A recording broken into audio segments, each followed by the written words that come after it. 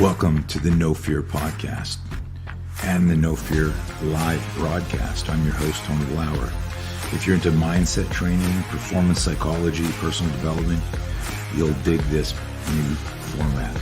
No Fear Live is a unique broadcast, and it's different from the No Fear podcast. We decided to go live because we wanted to create the opportunity to interact with people like you all over the world, where anyone can log in and ask questions, and in some cases, you may even get invited into the show.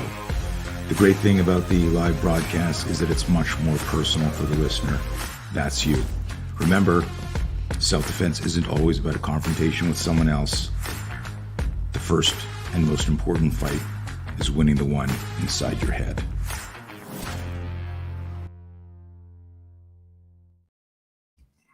All right, we are live with Ron Engelman. Buddy, how are you, man? I'm doing pretty good. Good. How about yourself, my friend? I'm good. I'm freezing here in California. It's like 60 degrees, and people laugh at me because I grew up in Canada, and when I complain about the cold here, they're like, "You pussy." And you're doing good. You're out in Israel right now. Yeah. Life is pretty good. Been in and out of the country, but I'll be here for the next couple of weeks, so it's good to be stationed in one place for a bit. Nice.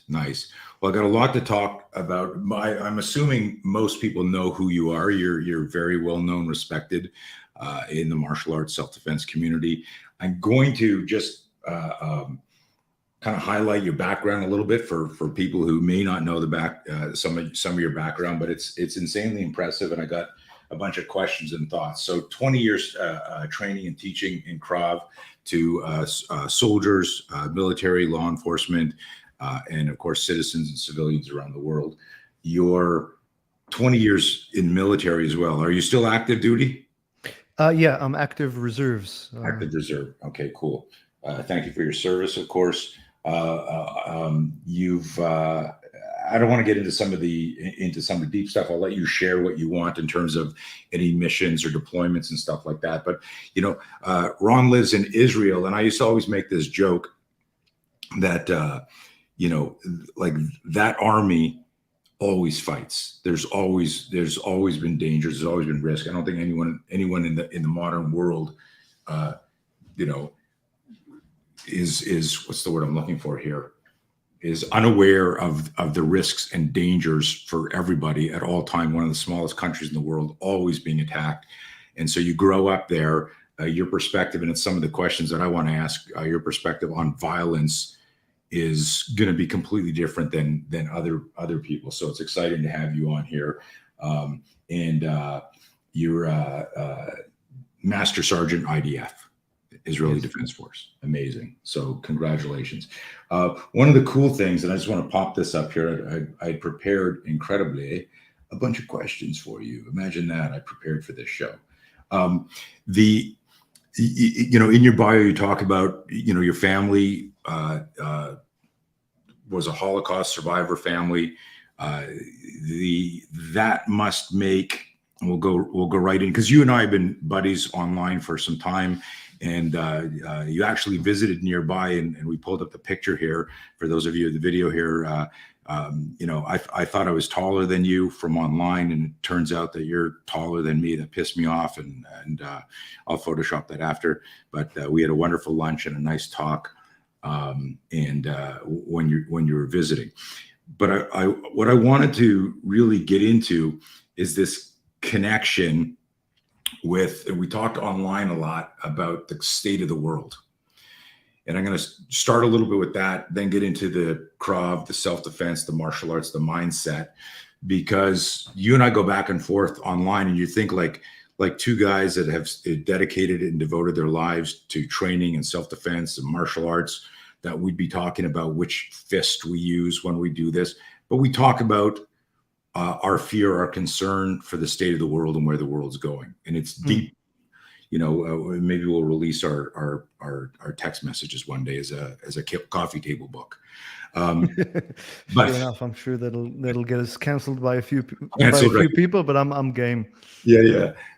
So I wanted to ask you, what, as like the growing up out of the Holocaust as a young kid in Israel and seeing some of the stuff that's going on, like your perspective and your concern and observations are going to be completely different than mine or anyone else that didn't do that.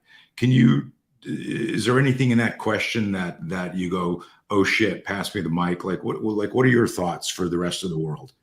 Yeah, absolutely. So look, like you said, it's I was exposed to the story of the Holocaust at quite an early age. Now, when I've got kids, I'd probably say a bit too young, if you ask me. So my grandparents are survivors of the Holocaust. My grandmother was in Auschwitz. She survived Auschwitz together with her sister. The majority of her family was killed in the gas chambers in Auschwitz. My grandfather survived Bergen-Belsen. It's sure one of a hell of a way to start the podcast, but yeah. Let's say we're not much for foreplay, so let's get straight into it. And let me interject something here, because like as it started, I went, wow, this is like a really dark beginning. But everyone listening to this, there's going to be a moral and a message here. And I don't want to hijack this, but I visited one of the camps during one of my seminar tours, and I walked around one of the camps, and I was actually brought over by a guy who's in the German correctional services. A lot of people don't know this. I'm Jewish by birth, and I was getting a private tour of one of the camps and I'm walking, going, I'm a Jewish guy walking through the camp that's now turned into like a museum and a place for people to visit and learn from history. And I'm saying I'm a Jewish guy walking, and there's a German prison guard walking me. And literally you're walking around, folks, and there's the horror and the pictures and all this stuff. And there's literally a wall, and on the other side of the wall are people's homes that were there while this was going on. And I just want to get goosebumps now reliving that. I want you to listen to Ron's story and message, because while that sort of thing likely will never happen again in terms of the mechanics, the psychology is really the lesson for all of us. So although this is dark, there's lessons and hopefully some inspiration in this. Go ahead. Sorry for interrupting. It's okay. So I was raised, like I said, from a very early age. Like, I actually grew up, I was born in Israel, but I spent a substantial part of my childhood in San Diego, in California. I lived there from the age 4 to about 12. So that's a pretty, let's say, important period in your development. I went to first grade, second grade, third grade, whatnot, learned to read, write, all that in the US. Then later when I was 12, we moved back to Israel and so forth. So I was, I was exposed to the story through my parents. Was educated on that. I even have a book somewhere that I wrote in first grade. We were asked to write a book about our family, like the history of our family. I remember there was just, computers were just like coming up. I think we had like one computer for the school at the time, and so I still have that with me, probably in one of the boxes over there in the room. And I chose to write about what a child, a first grader, knows. Some story about my grandfather killing Hitler in the forest, but like this thing had a very big effect on my development. Sure. And it was very much my motivation to learn martial arts and Krav Maga. And I was studying it not so much to be strong, to be tough, to be able to be like a champion or better than anybody else. I was studying it, to my understanding, as a child, as a necessity of survival. Like the thing that I internalized from the stories of of my family is that bad things do happen to good people, and that it's up to you to be able to stand and to protect yourself and to survive, because you may not be able to rely on the systems or on your country or, of where you're living. It's really up to you to be able to protect yourself. And that's what drove me to learn martial arts, still does today. That's what drove me to join a elite combat unit in the military, moving back to Israel and living over there. It's very apparent, like our enemies, the people that we're fighting, not going to step into the politics right now, but they're not on the other side of the world.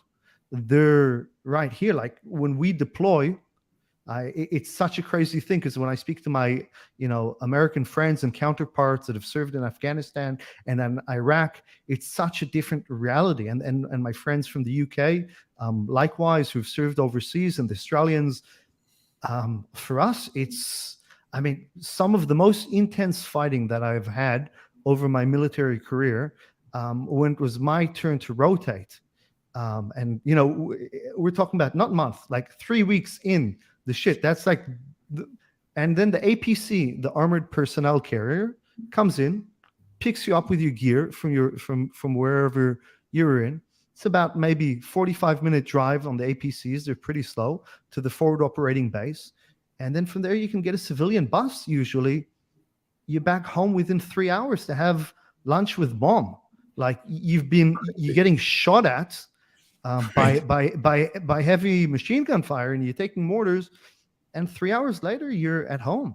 And I live like in this. I don't live in the West Bank. I don't live in a border area.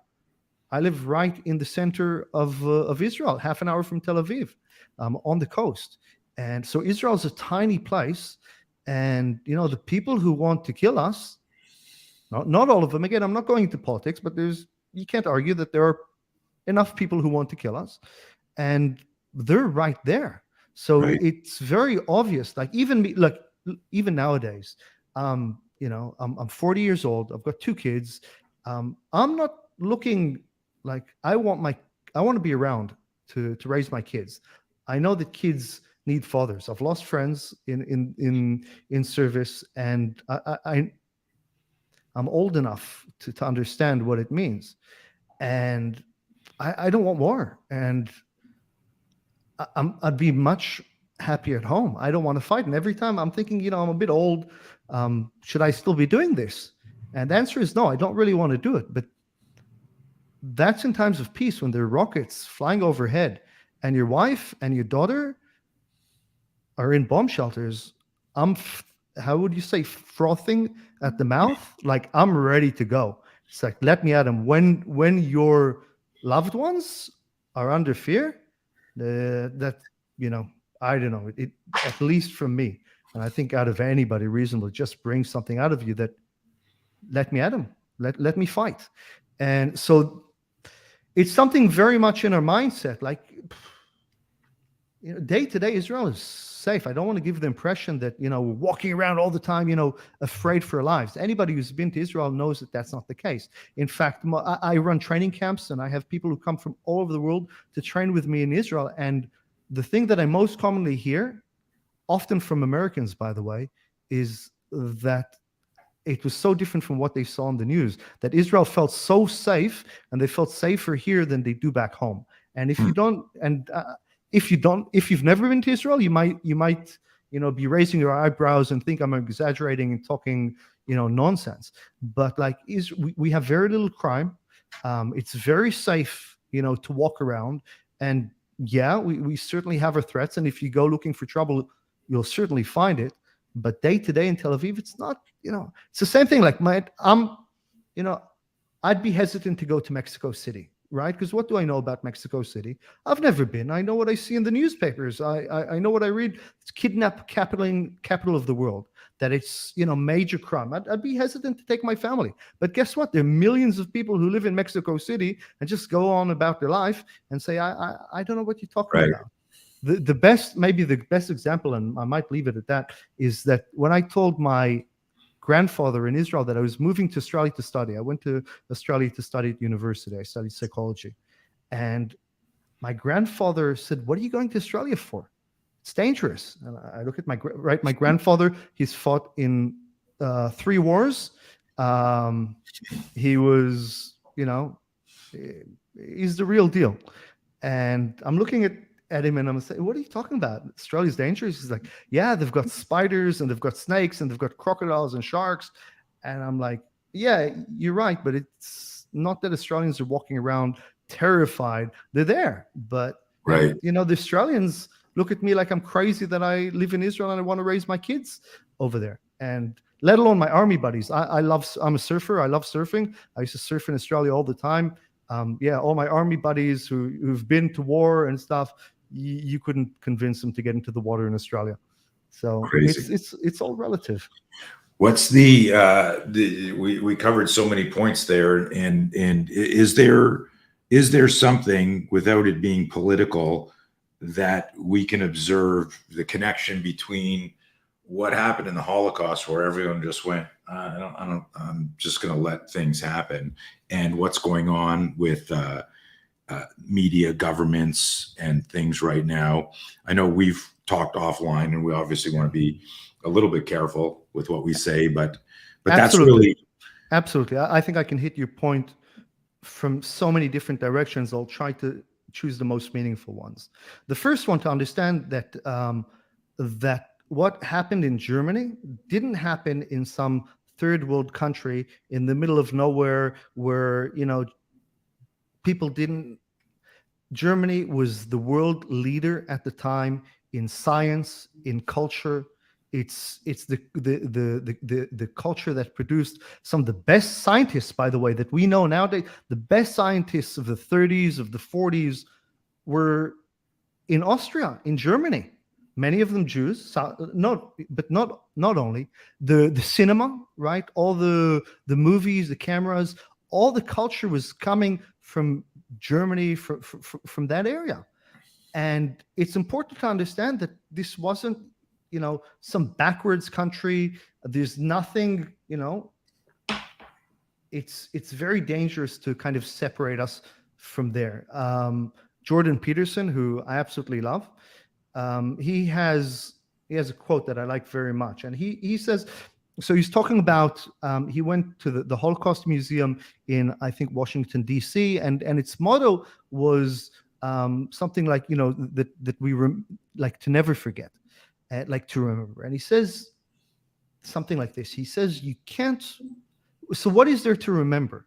That, 6 million Jews died in the Holocaust, and that's a number.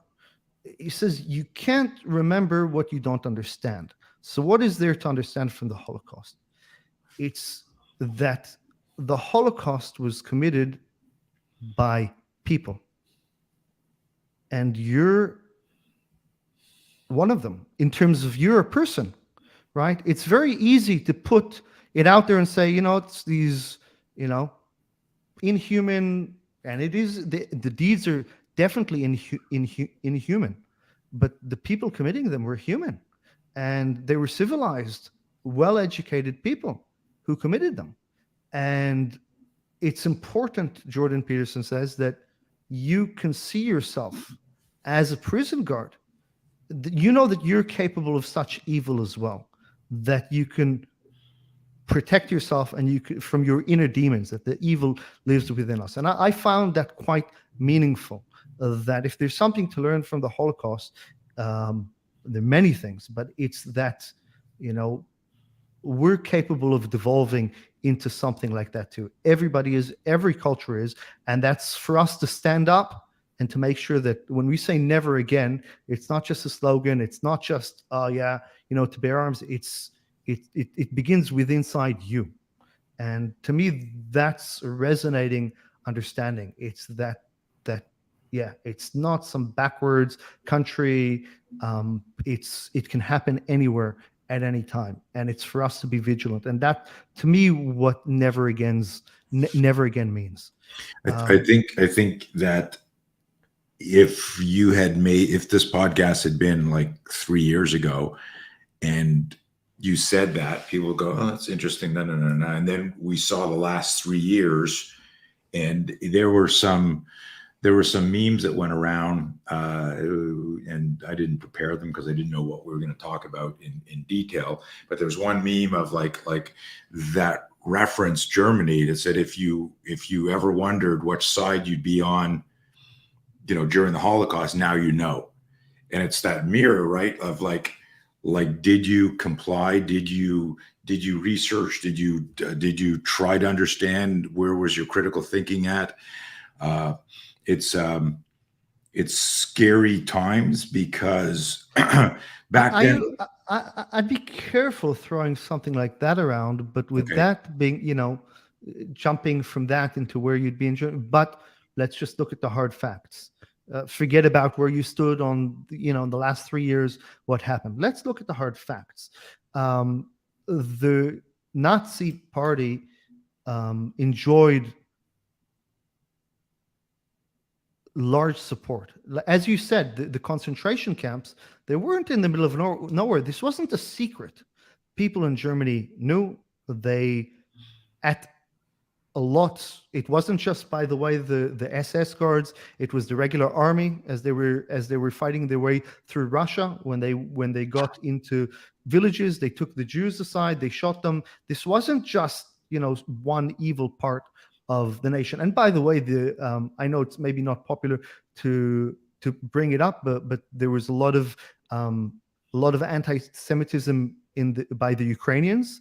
We're talking about then. We're not talking about now. But my grandmother, she always said that the Ukrainian guards were worse than the German SS guards. In Romania, Romanian, citizens killed their. So I have family that came from Czechoslovakia. They went to the camps, and I have from my mom's side, they're from Romania and Bulgaria.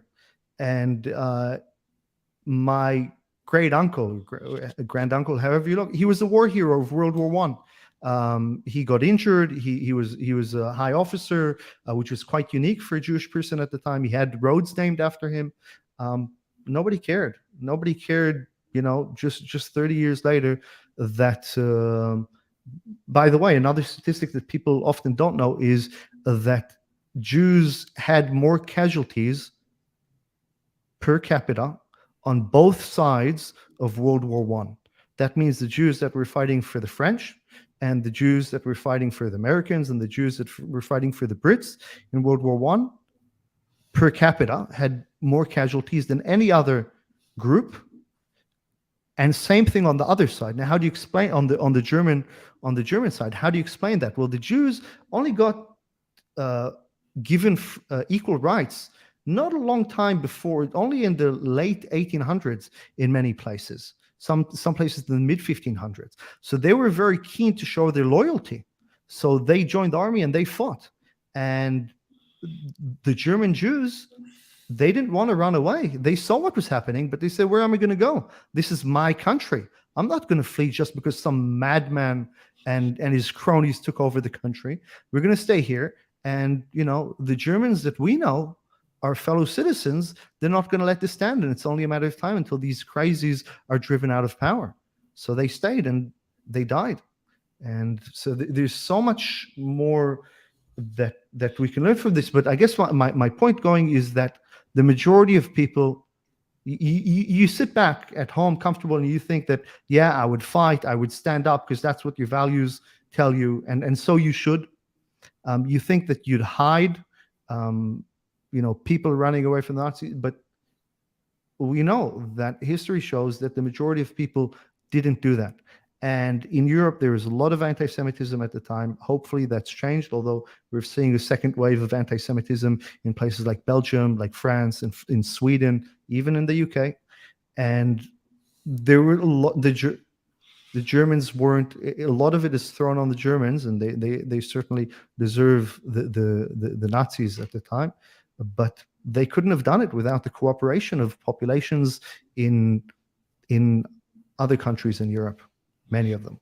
Yeah, one of the things about that, and I'm going to try and change the energy, but this is such an important, like the cliche, history repeats itself, and I if we don't learn from it, and to go back to your Jordan Peterson reference, it's recognizing it's people. And there was I forget who said it, because it's gone viral now. But the idea of like we are hackable and we've been hacked as people.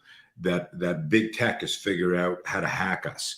And what I was going to say before, but you were in the middle of an important point and I didn't want to interrupt, was that imagine if back when Hitler was doing all the propaganda and doing everything, imagine if the internet was as sophisticated as it is now, and he had access to big tech and could say, hey, silence these people. Let them think there's free speech, but let them just hear this echo chamber, blah, blah, blah.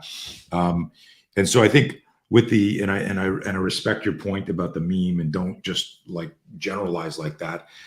But not so much it's just too serious of a idea of a topic to throw around. I'm not saying that you threw out but for men it's too light on a very sophisticated, very it's basically not that easy, not that simple. Yeah, but for me, when I read it, it was like this thing of, and I have this introspective conversation with myself, like, okay, like at what point, it was in very much what you were talking about with Peterson, at what point do you go, I got to save my family, I'm going to do this?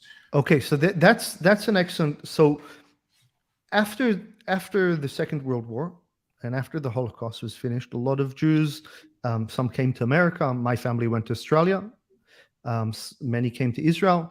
And by the way, half of my family went to Israel. The other half went to Australia. That's why I'm kind of half Australia, half Israeli, but I'm all in on both sides. In Israel, they didn't understand. They had these Holocaust survivors come in and they say, why didn't you resist? Why didn't you fight back? And there was a stigma that they went as sheep to the slaughter, which is something that gets thrown around a lot. And together with survivor's guilt, by the way, which played a double fault. These people had their parents, their family, their whole communities murdered, and somehow they survived. So they didn't really talk much about what happened. And it wasn't until the capture of Adolf Eichmann, which was a prominent Nazi. There are a lot of movies now made about it on Netflix, that this kind of opened it up for public debate.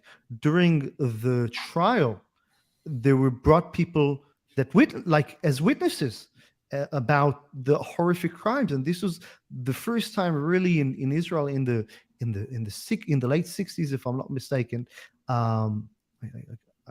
Maybe I've got the date wrong. I will check after, but that they were coming to terms with the history of.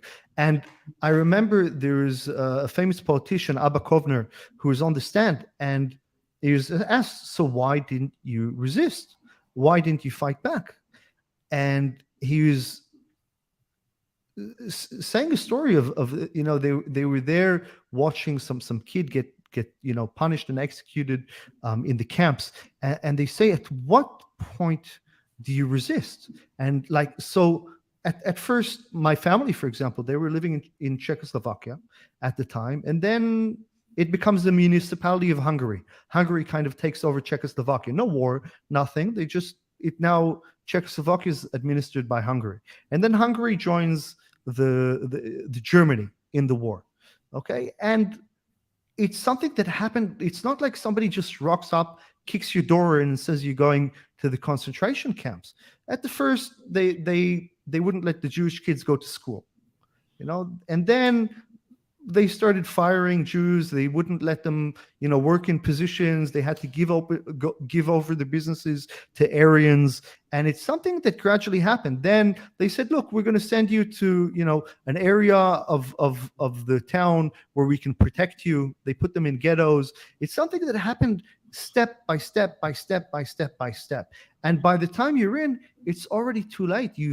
All of your power has been taken out of you, and then all you have really left is to choose how you're going to die. Like, you can storm the guards with your bare hands, but so how did the Holocaust happen? It happened step by step by step by step over years. Yeah, and that's certainly something that we can learn from. 100%. Okay, let's pivot. We've saddened everybody enough, but guys, like it's interesting because there's so many interesting stories and questions about self-defense and martial arts and Krav and stuff like that I want to ask Ron. But I also know that if you have the opportunity to train with him, getting trained by somebody who has served in the IDF, is in the reserve in the IDF, learned Krav Maga, in Israel, in like the perspective is so different than anywhere else because it's Israel and because of that history. And I think the relevance, I'm sitting here thinking like this is a conversation that you and I could have had over lunch. Mm-hmm. And I want the listeners to remember that. Like, this isn't like, hey, let's produce something slick so Ron gets more followers and your camps already sell out. So you don't need that. But it's, I wanted to have, and I didn't know where it was going to go, a deep conversation. So those of you that are listening to this, the point of this story, and it's sometimes these uncomfortable conversations that lead us to a deeper introspection where that step by step you stop. And to me, the biggest thing missing in the world right now is critical thinking. And the reason people don't want or aren't capable of critical thinking, meaning do the research, ask the right questions, is because we are so hackable and distracted by big tech, and we're being manipulated all the time. It's been raining here for about 10 days. There's a couple of areas that are flooding in Northern California. Headline on CNN this morning is California is in a state of emergency. California is drowning.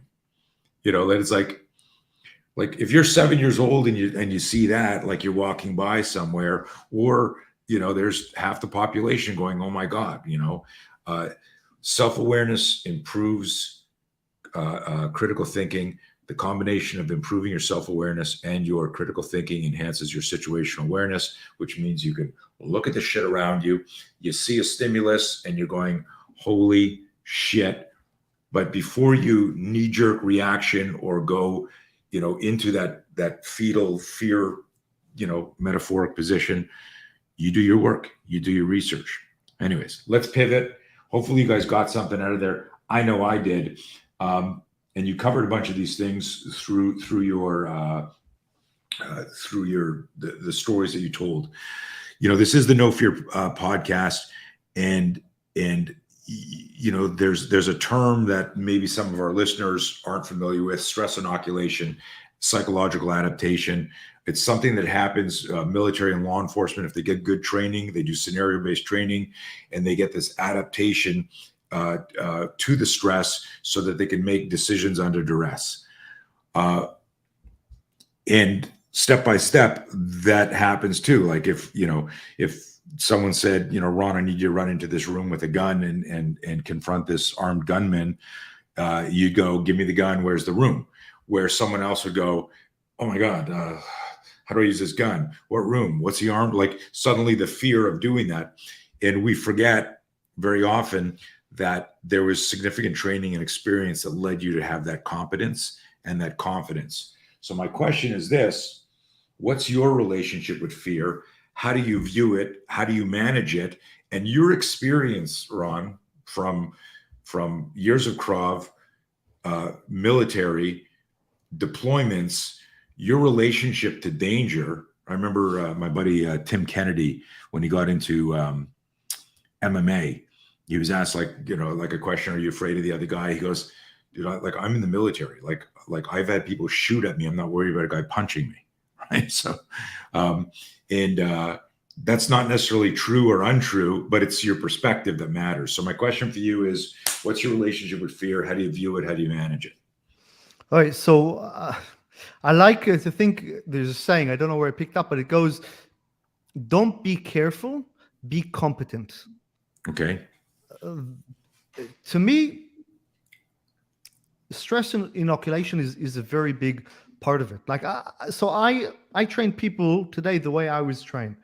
And not just in Krav Maga, but the way I was trained in the military. And the first thing is you learn the maneuvers. Let's say if we're doing weapons training, maneuvers within a platoon, or let's say a company, the first thing is you learn at the basic level. You learn how to operate your rifle, you learn the different parts, you go down to the shooting range, you learn how to use this tool. Maybe we look at it as I learn how to throw a jab, right? Just as said alone, I learn how to throw a punch. And then the next step is, as you starting getting more, you start training within bigger and bigger units. So now I can do all the exercise by myself. Now I start training together as part of a squad, right? And then as part of a platoon, and then as part of a company. And then we go very quickly at every stage. First, you learn it dry. Dry means it's in the same in English, right? Dry drills where without fire, without ammunition, and then you go and you do it live. And man, when you're doing even exercises at a brigade level, where you've got helicopters flying overhead and heavy mortars going off and tanks shooting, and man, it's just awe would awful be the right word in terms of full of awe. It just to smell it, and the heat of the gunpowder and the shockwave coming from the tanks and from everything, that just at the beginning, that it's quite, I don't know if stress is the right word. It's certainly a form of stress, but it's something that completely shakes you. How can you focus on hitting your little targets when the tanks shooting by? And so that was a big part of how we got trained in the army. It was, training under the stress of fatigue, of hunger, of being completely exhausted in terms of lack of sleep, in terms of pushed to the edge of your endurance. That's what I remember from basic training, from advanced infantry training. It was constantly being pushed to the edge of your limits, stressing your body and stressing your mind. And then the first time that I was in combat, man, I can't imagine being in combat without doing all this live fire training beforehand. Because when you're shooting and they're shooting back at you, and then the tank goes off, you need to keep a certain level of calm to be able to operate, or at least you need to be able to be very comfortable and experienced at working at these high heart rates. And I can say the first time that I took direct enemy fire with my unit, I did what everybody, now it's not, some certain movies popularized it, where you think that you can even go, you've trained for tens of thousands of rounds shooting, getting in between your sights, and you're turning accurate fire. But that's a very fine motor skill. And the first time you're taking accurate fire, it happens so fast, you don't have time to be afraid. But like all of your adrenaline, everything's pumping. You just shoot. You just, you just shoot from the hip as hard and as fast as you can. And I have to say, I functioned quite well. The specific situation, I remember it like it was yesterday. We were deep within like an urban environment, and we got ambushed. Basically, we had positions in a building, and our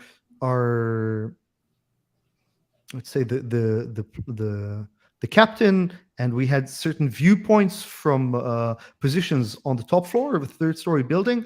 And I was only a private at the time, and me and a couple of corporals and a few other privates, we went down, and we had to move sandbags from the APCs into the house in order to just something logistically.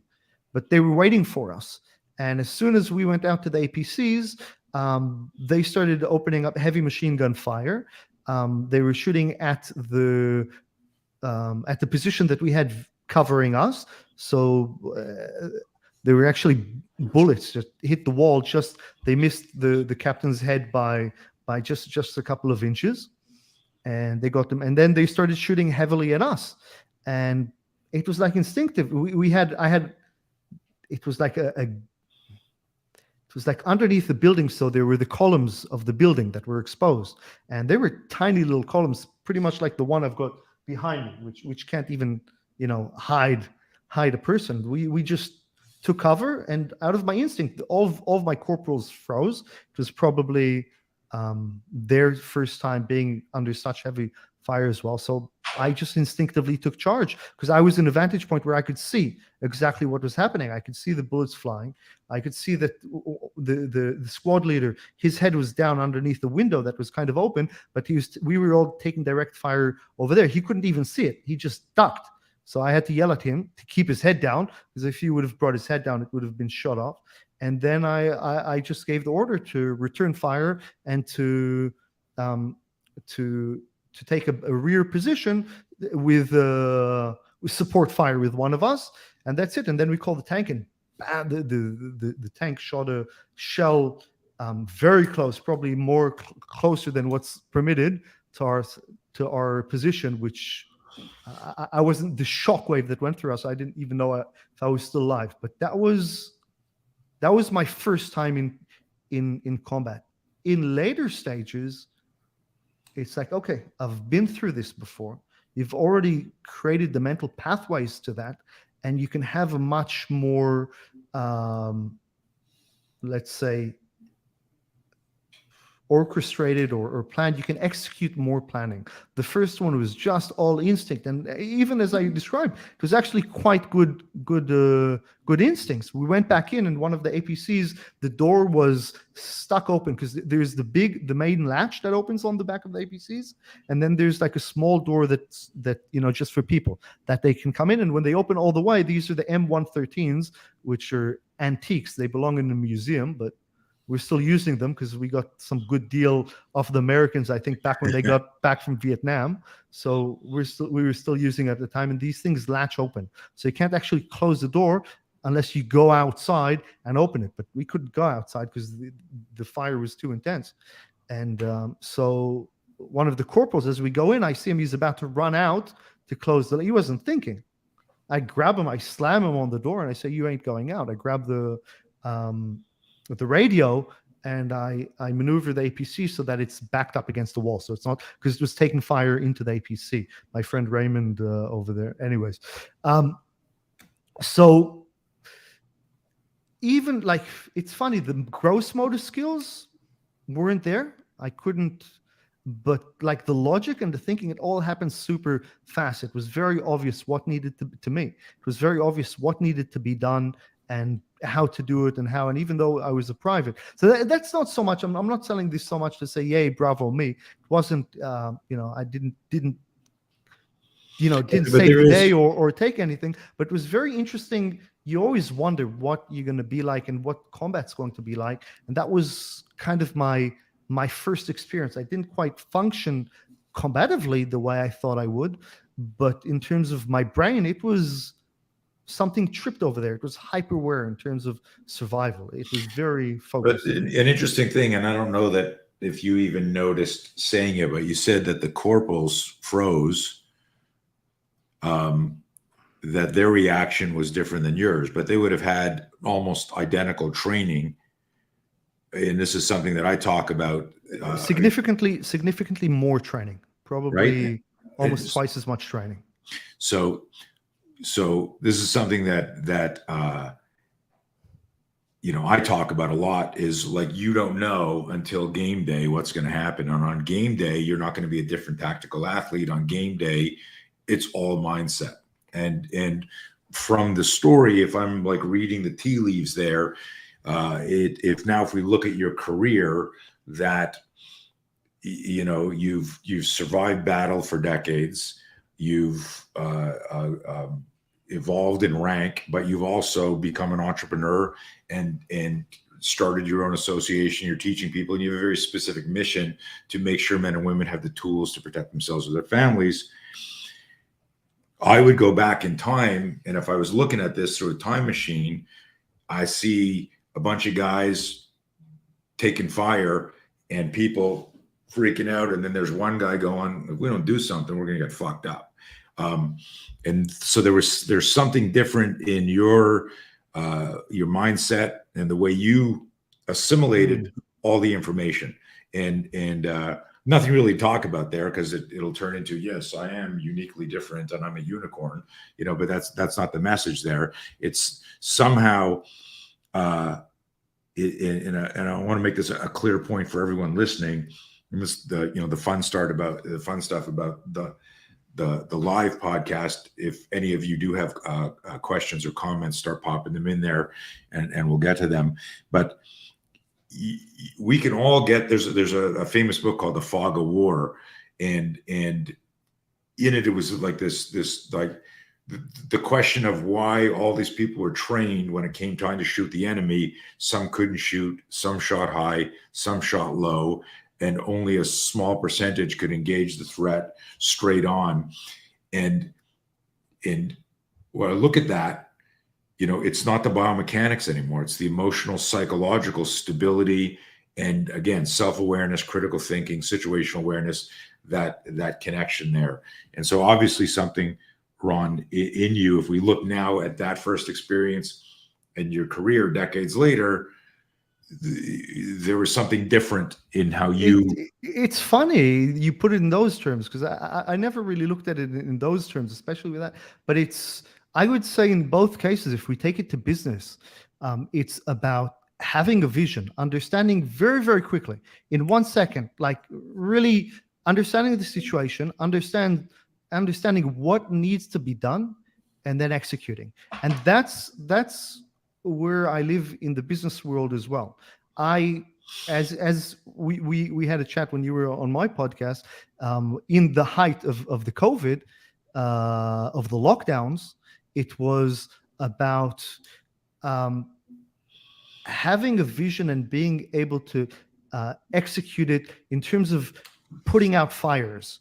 And that's what I do in my business. I always have very good general managers that I work with, but I am the chaos in the business. I come, I see what needs to be done, I have a vision, and I'm not so easy to work with, because I'm pretty steadfast on my visions. And then I shake up the whole system and I say, hey, it's nice we've been doing it like this up until now, but I've got an idea and I have a way of, this is how we should be doing it now. And then all of my staff go, oh shit, now we have to learn how to do everything again differently. And I'm like, yeah, we do. So, but I am great. Give me a fire, give me a mountain to climb, give me something to win a battle, to fight, and I'll do it. I can't check my emails on a daily basis. I can't return phone calls. And I appreciate, like, consistency is a strong part of the equation, and that's the part that personally I struggle with. If it's a battle, let me at it, but the day-to-day I find very difficult, especially in business. And that's why I surround myself with people who are exceptional at consistency, at delivering what they need day-to-day. And that's if we jump back also, that's maybe in the military career, I was very good at excelling at taking the vision, doing the stuff. It was the day-to-day stuff. I can do it, but that's the stuff that does my head in. That's the stuff that is very difficult for me. I think we figured out why we like each other. Let me ask a couple of other questions, and we'll see if we got any questions from audiences.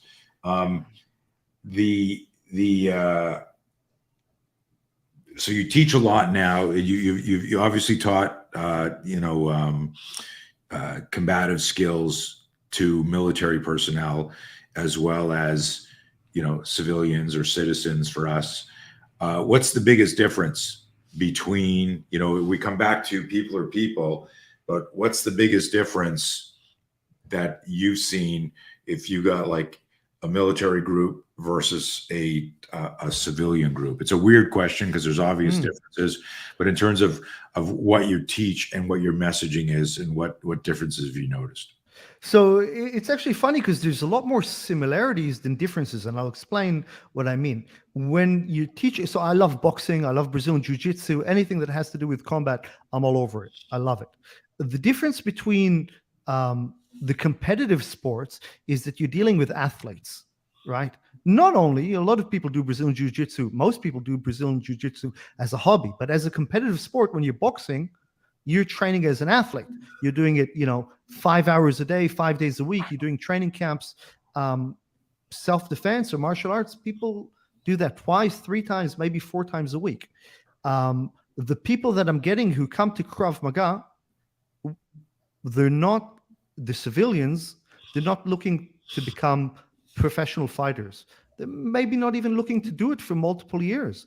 They're looking to experience it, to learn how to protect themselves, whatever their level of fitness is, whatever their level of fighting experience. Let's face it, a lot of people who come originally to Krav Maga, they're not boxers. They wouldn't be comfortable at the beginning. They wouldn't enjoy on the get-go going and getting punched in the head.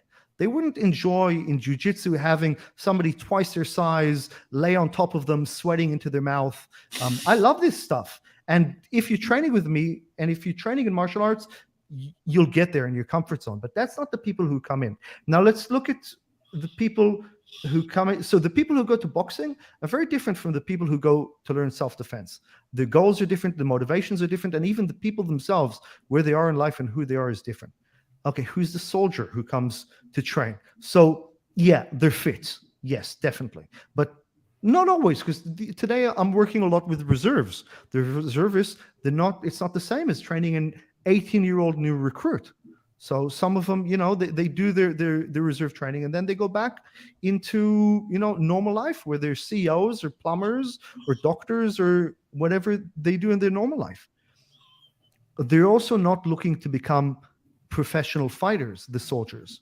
It's the Krav Maga, or the hand-to-hand combat, is one important skill set, but only one part of many other skill sets that they need to do. They're not going to specialize like a boxer or like a Brazilian Jiu-Jitsu black belt. They're not going to specialize in Krav Maga. I need to give them to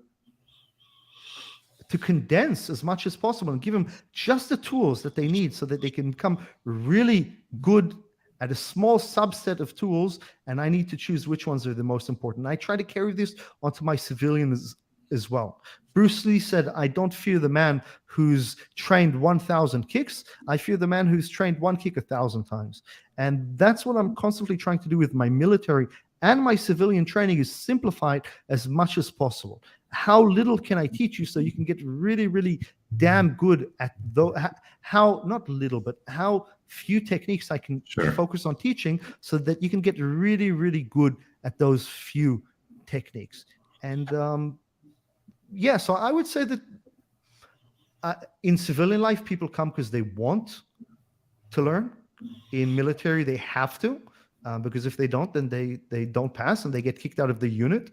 And in the military, it's not fun. It's like, I enjoy it, but the bulk of people don't enjoy the stress inoculation that's involved with getting the shit beat out of you. And, in the civilian life, I can build it gradually.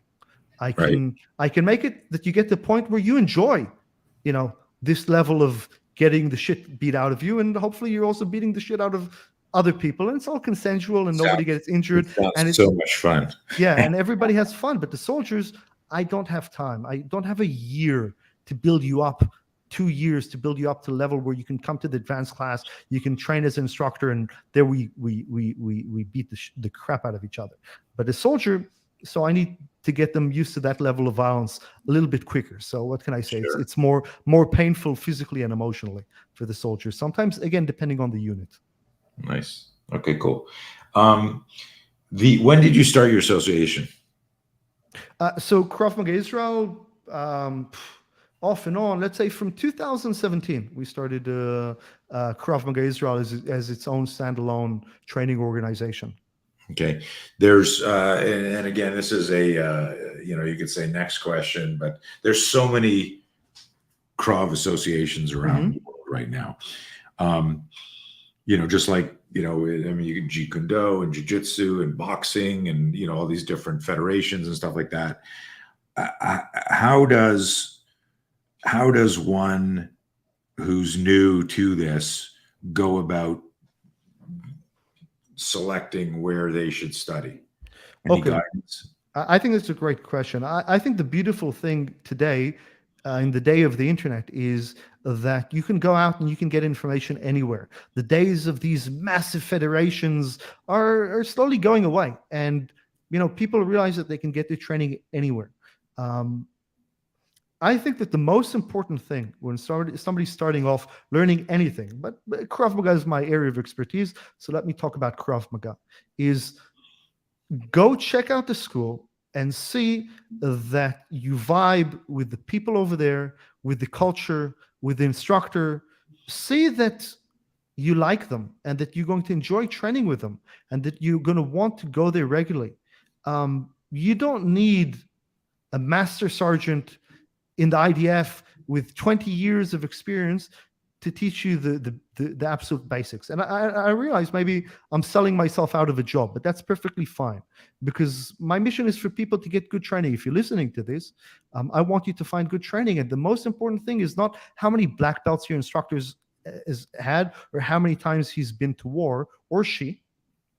The important thing is, are these people who you can connect to their values? Is it because Krav Maga and any martial art, you're learning not just the mechanics, you're learning values. You're joining part of a family, whether you realize it or not. So make sure that it's a family that you want to be a part of.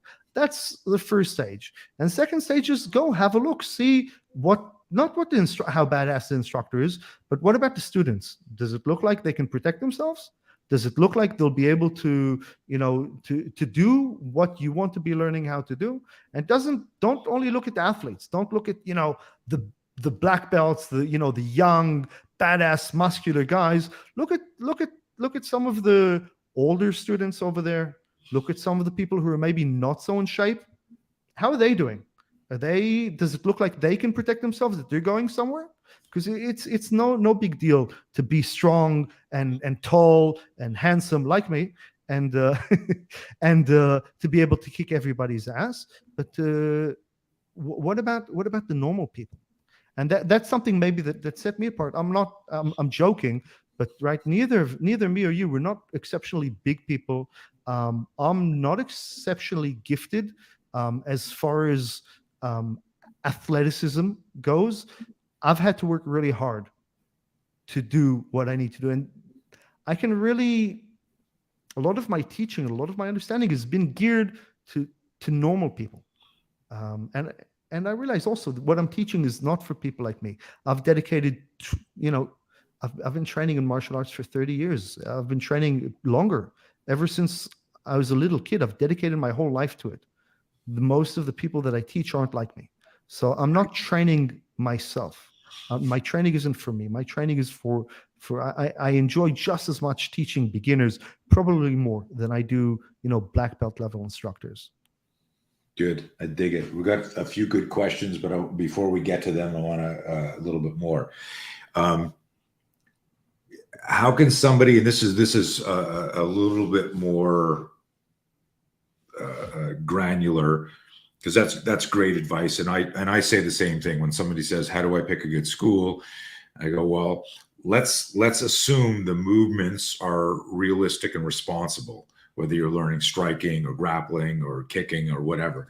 And let's face it, if you're at the beginner stages, you probably don't know enough to be able to, charisma goes a long way. Unless, you and I, personally, we've dedicated our whole life, and I'm still learning, and that should be the approach. I'm still learning on what works, what doesn't. So I don't expect that somebody with no martial arts experience can look at this school and that school and goes, oh, this is really effective. And, we should stay away from the, forums and the YouTube comments by 13-year-olds. You're not going to get too much wisdom over there. The best thing is go check it out, see with your own eyes, and don't look for, I get so often, sometimes parents go, oh, I want the deadliest martial art for my kid. What's the best way? Because they've been bullied at school. What's the best, the most effective martial art? I'm like, how old is your kid? He's 9. Okay. So you're looking for the deadliest martial art in the world for a 9-year-old kid. How about, signing him up somewhere where he's going to get some confidence. He's going to be accepted into Brotherhood of Warriors. Maybe that's more important than learning the most deadliest techniques out there. That's good advice. and you made me smile because it's a continuous evolution, and just this idea that you've been doing this for 3 decades. One of my favorite maxims is be willing to give up who you are today for who you could become tomorrow. And, that goes for, my training, my movement, my personal training, my professional training. And so I always have that growth mindset of like, okay. And I've told this to my students for years, if I was teaching you something and I saw a street fight out the window where a guy did something where I went, holy shit, that was the scariest thing I've ever seen, I'd give you all a break. And I've been saying this since like the early 2000s. I'd give everyone a break or give you something to do. I'd run outside. I'd, from a distance, hand the guy some money. And I go, hey, man, I just saw you drop that guy. You did shit that scared the shit out of me. How much for a private lesson? Is this enough? Is this enough? What did you do there?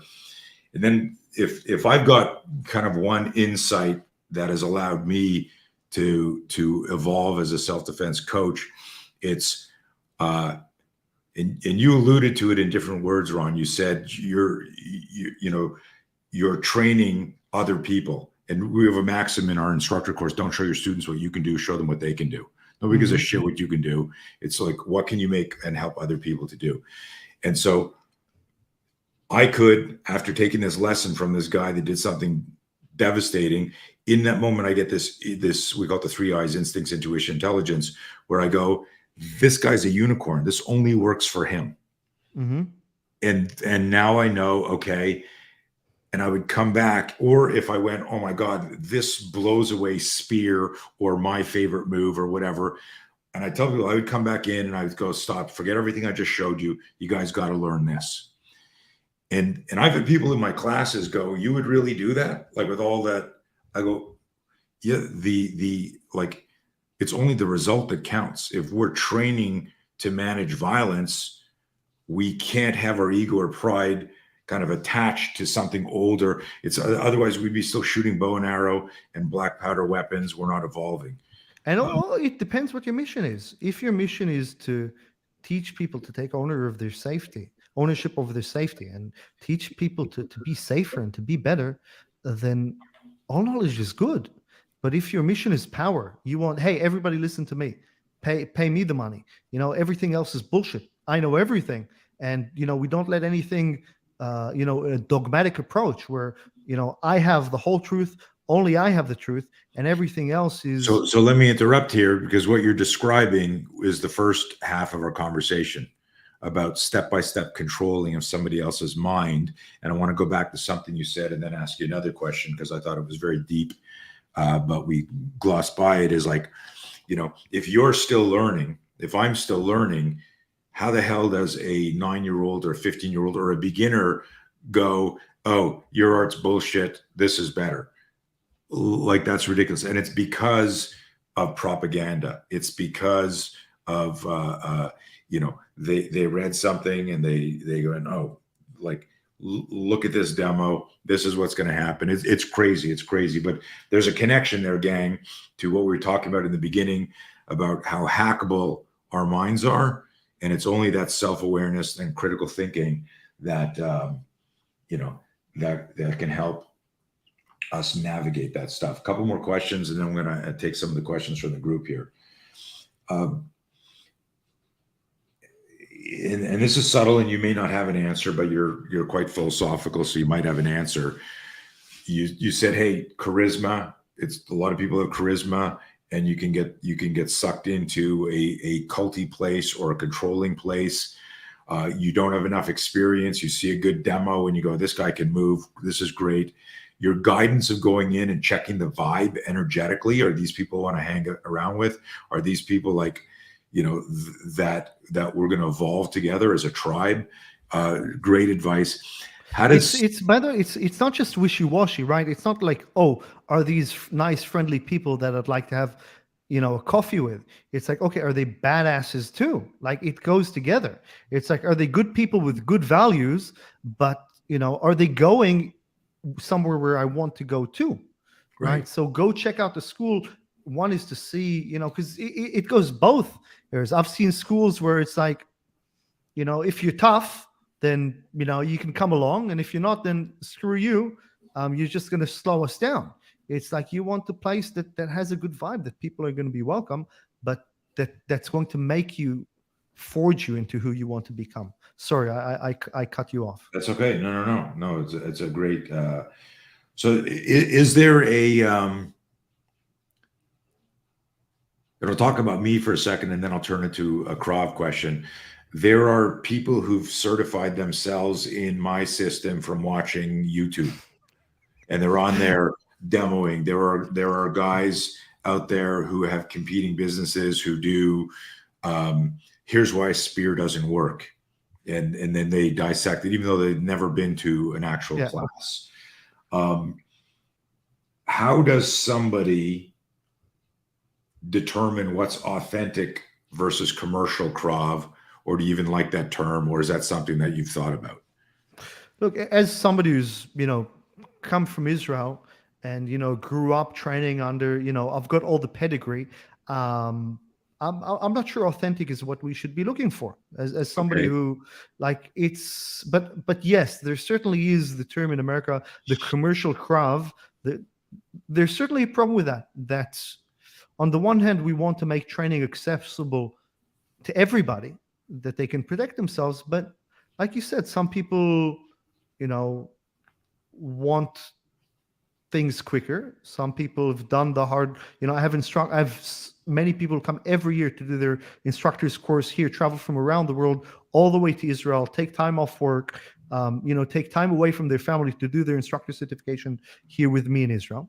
And we've got people who, like you said, download a couple of DVDs and sign their own certificates. How does somebody who doesn't know all the intricacies, as somebody who's looking for Krav Maga school wouldn't be expected to, be able to differentiate between a school where they're going to learn valuable skills that are going to protect their lives, and between some place which is, as maybe the expression is a McDojo, right? Where they're just selling pipe dreams. That's a hard one. And, the end of the day, look, you're training for violence. So the training should be hard. Let's start with that. The training should be hard. And everybody's definition of hard is different. And so first of all, it's got to challenge you. It's got to be, and it can be gradually. Like when I was a kid, I started actually Krav Maga in San Diego when I was a kid, but the first time I came to Israel in Krav Maga, I was 12 years old. I went to one school. I don't know. I didn't really like it. I wasn't connected to it. And I went to another school, and first class, it was sparring. And the instructor, who was probably in his 35 at the time, 40s, I sparred him as a 12-year-old, and he just spin kicked me, smashed me into the wall. I've never been bashed up that hard. I'm like, shit, I think I want to learn this. This seems so. I wouldn't recommend that approach to everybody. And nowadays, you do that with the way we were trained and the way we fought and used to spar. You do that with 12-year-old kids, you're probably going to get locked up because times have developed. But full contact sparring is a good one. Krav Maga, a good Krav Maga school should incorporate full contact sparring. What do I mean by full contact sparring? I mean boxing gloves. I mean where people are actually getting punched in the face. Should you be doing this as a beginner? Absolutely not. In the schools that I operate and that work with me, it's minimum of 6 months to even a year before you're getting hit in the face and you're hitting other people in the face, because look, it's not that healthy taking hits to the head. So it's important, but we need to do it responsibly, and we need to do it when people can actually protect themselves. So, but you should be look at advanced classes, see what they're like. Are these people who are legit? Are they hitting each other? Like what we do in Krav Maga, a very big part of it is punching people in the face. That's what you do. You put a gun in my face. After I make sure the gun's not pointing in my face, I'm going to try to knock a few of your teeth out. You put a gun, you try to come at me with a knife, I'm going to block it. but then I'm going to hit you as hard as I can. So if I'm training, and a very big part of my training involves punching people in the face, and usually it's people who don't want to be punched in the face, and they're going to be coming at me as hard as they can. I need to make sure that I'm training on that. That again comes into the stress inoculation, right? I need to be able to operate when somebody's trying to hurt me actively, in a controlled and protective manner, in a safe manner that's suitable towards my level and my skill set. But yeah, so full contact sparring, things that would look like boxing or like kickboxing. While we're not boxers, we're not kickboxers, and neither do we intend to be. But these forms of training and sparring certainly have a place in Krav Maga. Krav Maga was founded on 𝗚𝗎𝗓, the founder of Krav Maga. He was a boxer and a wrestler. So look at this. Look at the students. Can they punch? Can they move? I like what you said about watching the advanced class. You know, there's oftentimes what I'll do is you know, I've got people that have been training with me over 20 years now, and I'll have video that, if they're not at a live event, like video of the people that have really dedicated to the system, and I'll go, this is what this looks like. Like, this is the real energy, and this is what it looks like. And if you look at that and you go, holy shit, that looks like a real fight, and these guys are managing the fear and managing the violence, that gives you an insight. So guys, listen, if you're listening to this, if you go to a place and you ask somebody as a possible client to watch a more advanced class and they don't want you to, there's something wrong there. Yeah. You know, this shouldn't be secret. You should be able to. It's almost like if you're watching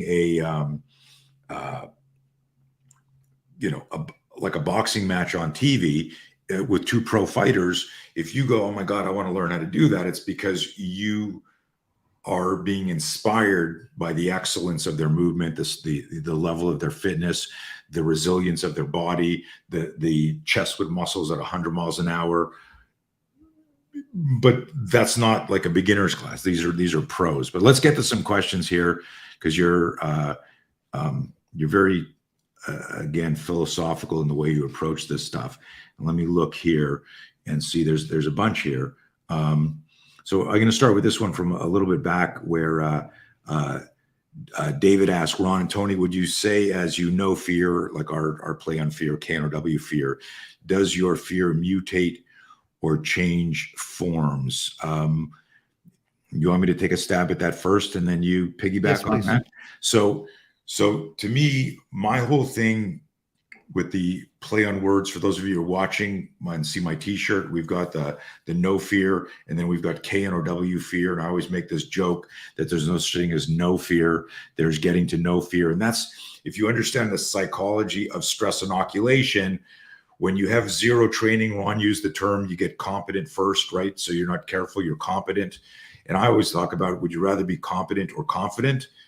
And people knee-jerk response going, I want to be confident. I go, well, you can be overconfident and you get your ass kicked, but you can't ever be overcompetent.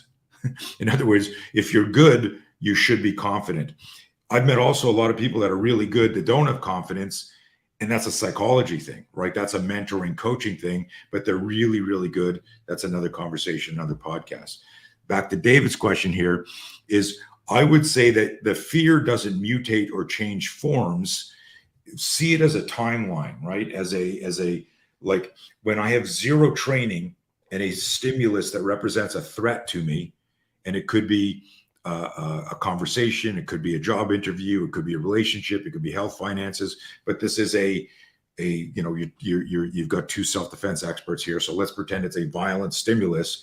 If you've got no training and you see it coming at you, you will get a fear spike. But the fact that you've got no toolbox, nothing to fall back on, that the instinctive fear manifests into psychological fear. That's the biggest danger. That's what I always talk about with no fear. It's the fight in our minds, right? On game day, you can't be a different athlete. On game day, it's all emotional, psychological. How do you manage the fear up here? So I wouldn't say that it mutates. What happens is, and I like this joke, I don't know if we've got, Elisa, do we have my graphic for the holy shit zone? don't know if we ever have that one. Not that one.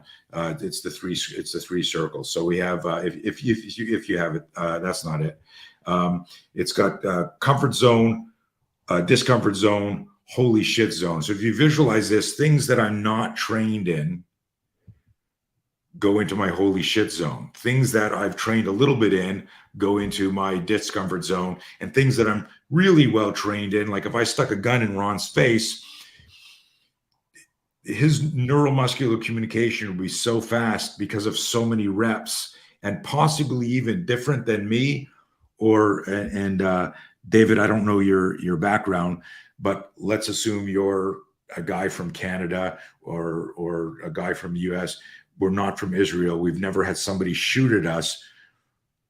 Because of Ron's life experience, the neuromuscular connection between fear spike and signal speed to deploy a move is going to be faster to somebody who's had more reps closer to the real experience. So hopefully that makes sense. So it doesn't, for me, my definition, it doesn't mutate or change its form.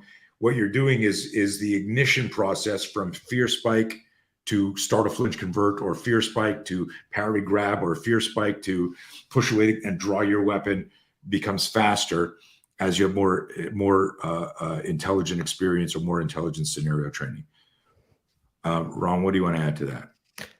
Yeah, that resonates with me.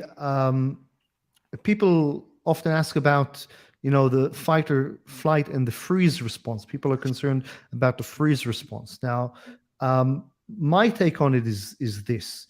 If, let's say, you came to a women's self-defense seminar with me, and for your first time doing any self-defense, and one of the things that you'll typically be taught in a women's self-defense seminar is what to do when somebody puts their hands on their throat and tries to choke you. Why? Because this is, many women unfortunately get killed every year by their partners, by people, by chokes, by finger chokes, and people grab them by the throat. Now, if you've never had that done to you, there's a very high likelihood that you're going to freeze. And I'll explain why I think that is in a second.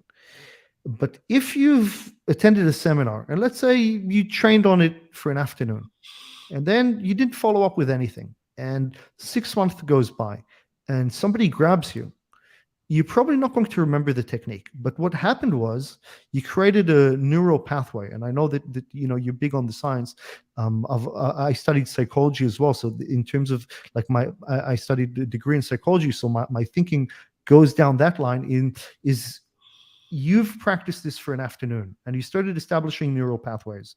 And then you went home and your brain keeps on operating because it's going, Jesus, this is something that worries me. Now it concerns me. And let's say, you're walking in Africa and suddenly you see a lion coming at you. It's not out of place. You're probably going to have, and especially if you've seen a few lions in Africa before, you're going to have some sort of response, right? But if you're walking down New York City and suddenly you have a lion charging at you, chances are you're going to freeze no matter what, because it's so out of place. You don't have the paradigm to even understand what it is you're seeing. So the human body, when they're confronted with something that's so out of place that they've never seen, they don't know what to do, the safest thing is to freeze. Because what should you do? Should you run? Should you stay and fight? You don't even know. So the safest thing you could do is you can just kind of freeze until you can kind of understand the situation. So I would take that analogy, same thing, to the person who've never even thought about somebody grabbing them by the throat. The moment somebody grabs them strong by the throat, especially when it's unexpected, because that's often how the case happens, and all of a sudden their windpipe starts constricting, the blood isn't going to their brain, chances are they're going to freeze. But if they've done even a little bit of training, but they don't remember the technique, but they've built those pathways, it's not something so foreign. So there we increase their chances of having some response. Is going to be the right response? I don't know what right means in the context, but is it going to be an effective response? Maybe, but surely some response is better than no response. So maybe that's kind of my idea with the fear. Does it mutate? The more I know the fear, to steal your terminology, the more I know the fear, I understand the fear, and have lived in it, and maybe even I have some good ways of dealing with it and answering to it, the more likely I'm going to have a response and a better response. And if we can, go all the way back to my first experience in combat, even though I'd been training for it, I could operate, but going in, I wasn't able to have the response, let's say the returning accurate fire. But after I'd been in a few more gunfights, I certainly was able to do that. So the more I knew that, and it's always scary. And I have to say, when I was 18 charging into combat, I had much less worries and fear than I do when I've got a wife and kids at home. I have much more understanding of my mortality at 40 than I did at 20. So Sure. I've got even more fear, but I can function much more effectively. And that's often why they send us the reservists to do some of the trickier jobs. We're not as fast, we don't shoot as well as the full-timers, but we have much more life experience and we make better decisions. And that's why the command seems to like using us for very specific missions. Good point. Okay, David, thank you for that. I got another question on fear here from Dave Haynes. What has been your experience been in both? I can't even read. What has your experience been both in the military and martial arts, being able to take a person who is initially unable to clear fear and take action and move, to a person who uses the fear as fuel and no longer fails to take action?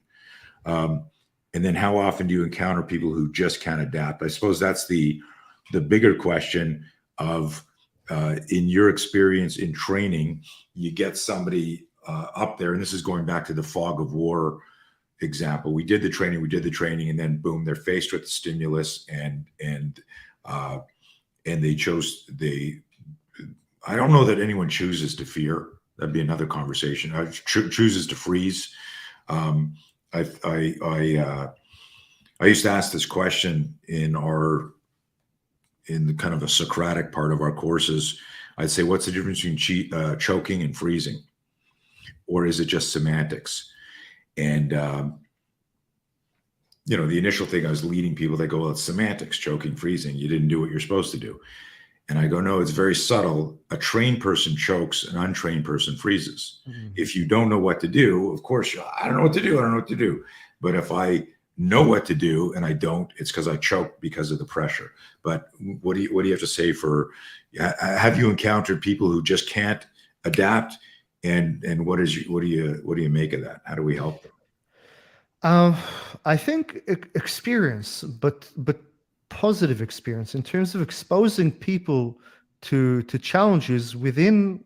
Look, in the perfect world, I'd build you up gradually, right? I'd build you up step by step by step. Every step you gain confidence and ownership over one of the steps, and then we move to the next step. That doesn't work like that in reality. It certainly doesn't work like that in the military. It doesn't even work in your local dojo. You're going to be thrown in things that are beyond you. One of the best things we can do is, and that's what the military did for us, is it was all the time challenging us. That's what you really become really good at. You develop this mindset of getting thrown at things that are incredibly difficult, and you build this confidence that you are capable of meeting these things that are incredibly difficult. And the more success you have in those reigns, the more you build it up. So that's what I do with my soldiers. That's also what I do with my students that come to learn Krav Maga. It's about putting them in challenges and then getting them to experience real success, not made up success. Yeah. And putting them in gradually harder and harder places and building that as, yeah, you can do that. You can function. And, that's some people need a bit more help. Some people, and everybody, meets their wall someplace. But that's what I do. I mean, that's what Krav Maga is. I take people who, like I said, doesn't sound to them like an idea of a good time, of getting punched in the face or having somebody, grind them down on the ground. And we gradually build them that they see that it's not that scary and that they're actually can become quite good at this. And so it's building people up step by step by putting them in front of things that are difficult. I love it. It's the, it's part of the principles of deep practice and improve and understanding the neuroplasticity of the brain and how we learn, there's got to be a challenge where it's that razor's edge. So there's always fear, but people have to succeed. There's a quote that I love, that nothing breeds success like success itself. Yeah, I mean, if you put somebody, look, I signed my daughter. My daughter, she's my eldest. She was 4. I signed her up to her first judo class, and she was doing judo, and she loved it. But gradually, all the girls started dropping out, and she was the only girl in the class, which is awesome. But what happened was she's much smaller than everybody else, and everybody now slams her on the ground, which is good, because that's one of the things. That's why I love judo, by the way, for kids, because they learn how to grab, hold each other, take a fall, get thrown, and they learn that they're not fragile. But the problem was, just because judo has a very big part in size, plays a very big role, especially at those ages when the technique isn't phenomenal. And I saw it wasn't good for her, because she couldn't beat anybody. So what is she learning over there? She's learning that she couldn't win. So I understood this wasn't the group for her, and I had to move her to another group, not because the teacher wasn't great, right, but because it wasn't the right thing. So sometimes we meet a challenge or challenges that break us. It all happens. Like, I mean, I've had my bouts with PTSD, and I certainly know a lot of people and have a lot of friends who've suffered severely from PTSD. And back now, we're a bit more aware of it, but back, when I was, full time, and when I was doing my training, there was zero awareness to this stuff. And what I find is also martial arts training, Krav Maga, also really helps people with that. Especially some people who come to my training have been, victims of sexual abuse, have been suffered very violent assaults, and they come to learn Krav Maga looking for an answer, because there's this fear. There's something that's been put in their mind and going, shit, this could happen again. And what do I have to ensure that nothing like awful? That's what, in my mind, a very big part of post-traumatic stress is something awful happened to you, and you're reliving it, and your brain will make you relive it until you have an answer, some sort of answer of what can I do.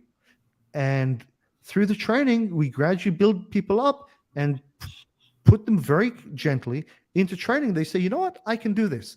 And it might not be to get them to say, hey, I can succeed, I can beat anybody. But it's enough to have, I heard a police officer, it's actually, is guys that were training, they're Australian Special Forces, medics, and they were offering tactical first aid training. And they say, they were talking about police officers who've had partners who were shot and killed in the line of duty, and that just bled to death in their hands.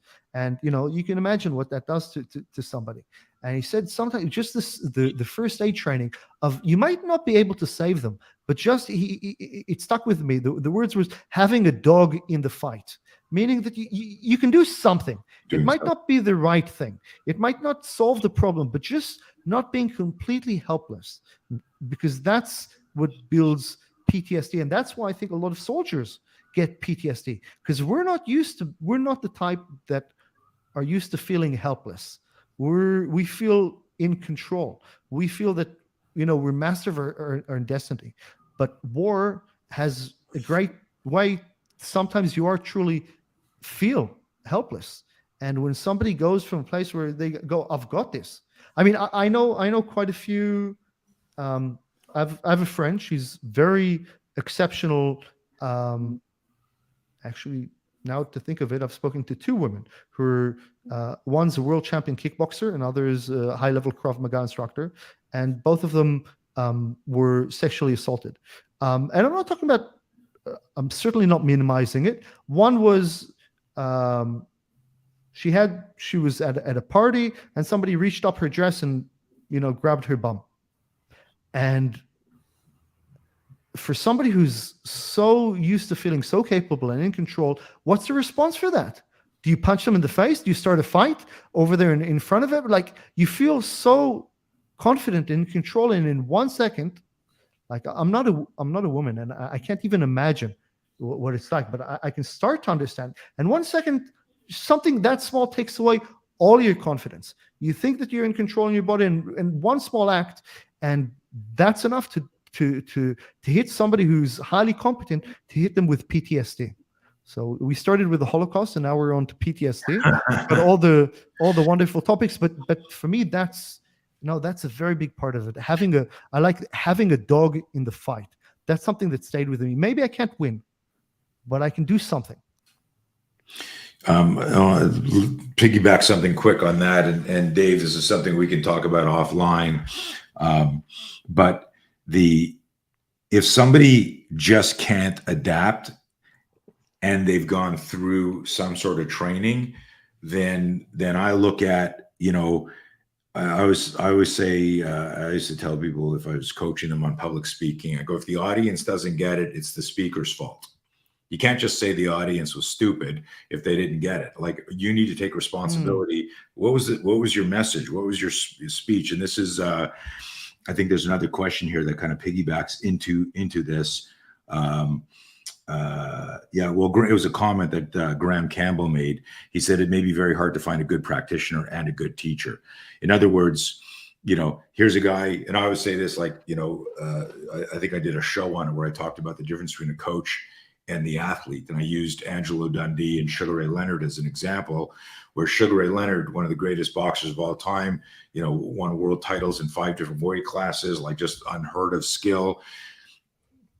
In one of his retirements, he stepped out and started coaching boxers, but nobody knows about that, and nobody ever won or became famous, because as smart as Sugar Ray is, and total respect to him, and I love him, that wasn't his wheelhouse, coaching other fighters.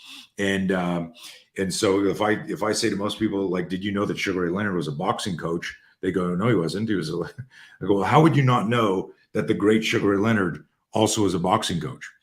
It's because none of his boxers became world champions. And so it's really a challenge to find somebody who can fight and can also coach, versus teach people, hey, do this, do it how I do it. And that goes back to that maxim, don't show your students what you can do, show them what they can do, understanding that mindset. So Dave, in that, if nothing breeds success like success itself, and like Ron had said, it's got to be positive reinforcement for them to act. So the challenge has to be there in the class. They need to know they can fail. It's not like a shoe-in. It's not a setup. Everyone wins. Everyone gets a trophy. They've still got to manifest.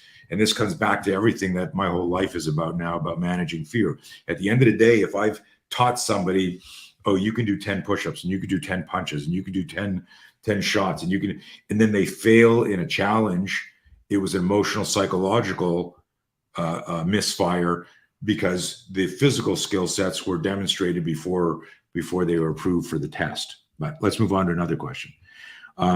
This one's more directed towards you, from Jack. Ron, do you have any future plans to travel to the US and hold seminars? If not, do you have any online training available for us starving for real Krav in the US? So definitely. We're actually in the works of putting together instructors course in the US, because we've been getting a lot of demand for it. We've got quite a few instructors over the years who've traveled to Israel and trained with us, but certainly not in all of the cities and all the states in the US. But yeah, I certainly do. There's a group, Ghost Ring Tactical, which I work with in New Mexico, which I've done training camps for them. We're working on putting together some programs for 2023 in the US. So best way is, to follow the social medias, because we'll be posting there when we've got them, or you can just go on ronengelman.com, hit me an email, and I'll put you on a list that will make sure whoever's interested, we'll let them know once we've got programs. Beautiful. It's already past 11:30, so we've been on over 90 minutes. I try to keep these around an hour, but we talked about too many deep things. Guys, this is Ron's main website, and what's your favorite social media? Where are you most active? So either Ron Engelman or the Krav Maga Israel is where we do all the training from. So KravMagaIsrael.com, or as you've got that, those two are usually the one. It's very small, everything we do, and that's how we like it. It's not this major operation. It's pretty much I know it's working with you, I've seen it's pretty much a family operation. It's me, it's my wife, it's a few very close instructors that I've handpicked over the years, that I've worked with some of my colleagues. So it's a very small ship, and that's how we like it. All the instructors that certify and train are trained by me personally, and I know each and every one by name, and I work with them and talk to them on a regular basis, because that's what we're looking at doing. I'm not looking at to build some major, there's enough huge Krav Maga organizations in the world. We're looking mainly to bring people to Israel to experience their training over there, but we also understand that not everybody can make the trip. Although if you can, there's something. I mean, good training is to be had anywhere, but to train in Israel, to get the mentality of where Krav Maga came from, to understand the people, to understand the culture, because as I've been putting forward, Krav Maga is so much more to me than just the techniques. It's really a way of, it's a way of looking at life. It's a way of, and as any good program that should be training in, it comes together with the values, the ideas, the principles. These are things so much deeper than just techniques, which are also important. Love it. Okay, my kind of default last question that I kind of ask everybody. I think I phrase it slightly different each time, but is there something we didn't talk about that when we get off this call, you're going to go, oh man, I wish Tony had asked me about this, or wish we had spoken about this? And we talked about like Holocaust, PTSD, Krav Maga. I mean, over 90 minutes. Is there something that you would really like to share or discuss? I mean, that's when all the magic happens, the moment we click end on the podcast. Right. And maybe we'll just have to do it again, or maybe I'll have you again on my podcast. I'd love that. But no, I think we did a damn good job this time. Yeah, no, it was interesting. I don't know if you talk about your background or have in detail. For me, it was learning a lot more about you. Today, understanding that and having my team, Elisa, doing that research on you. I was like, shit, I didn't know that, about your background. So even more respect for you than I had before. I love what you do. I think, although this is a drinking metaphor, learning from Ron in Israel is like having a Guinness in Ireland. And I've, I don't know, that's a compliment. Where, I've had a Guinness here and I've had a Guinness in Scotland. I've had a Guinness and it tastes different. The closer you get to Ireland, it actually tastes different. So if you can make it out there, certainly your photos and your team that runs the Krav Maga Israel site, we talked about that a couple of times offline, where I was like, wow, like this, good job. I mean, it's and that's the beauty of having a boutique business as opposed to some giant machine that you can't control.